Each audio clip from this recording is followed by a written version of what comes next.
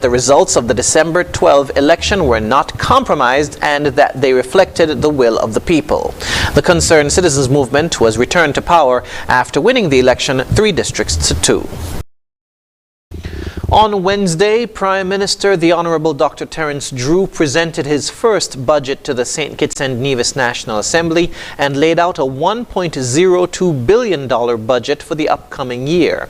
This is an increase of nearly $50 million compared to last year's budget of $952.2 million. Here's team coverage of the budget presentation. In his budget address under the theme Towards Our Transformation as a Sustainable Island State, Prime Minister Drew challenged the government, businesses, civil society and households to rethink their collective approaches to governance, public policy, commerce, socio-economic development and continued existence on both islands.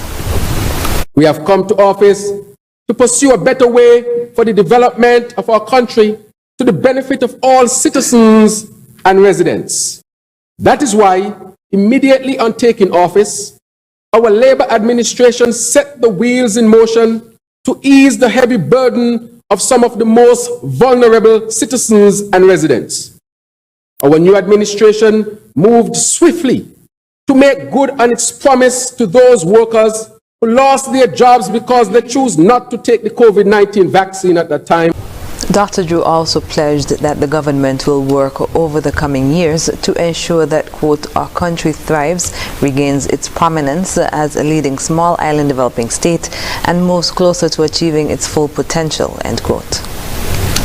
As we examine the current systems, we have come to the realization that much effort is required to rebuild our institutions into strong, well-functioning, self-sustaining, and resilient public entities. Moreover, our government has started the process to reimagine and redesign the approach to economic and social development by upending some of the existing systems to make them more equitable, inclusive, and responsive. We will therefore build on the success of the past Labour administrations to bring to life our new vision for good governance. And I stress the word good governance, economic and climate resilience, job creation, social justice and protection, food security, and fostering entrepreneurship. As Prime Minister Drew laid out the breakdown for the allocation of funds for the various ministries, it was noted that most of the departments received an increase when compared to the budget for 2022. The biggest increase went to the Ministry of Health, which will receive $93.8 million. This is a $20 million jump from last year's allocation of $73.6 million. The overall largest allocation went to Finance, which receives $307 million, up from $300.1 million last year.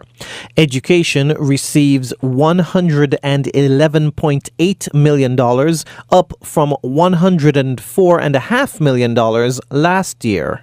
The Prime Minister's office receives $100 million, but this is a decrease compared to $110.5 million from last year. National Security receives $98 million, an increase of $18 million from $80.1 million last year. Overall, the budget for 2023 totaled $1.02 billion, which in itself is an increase of $50 million compared to last year. After the break, Grenada Immigration Department donates to the disabled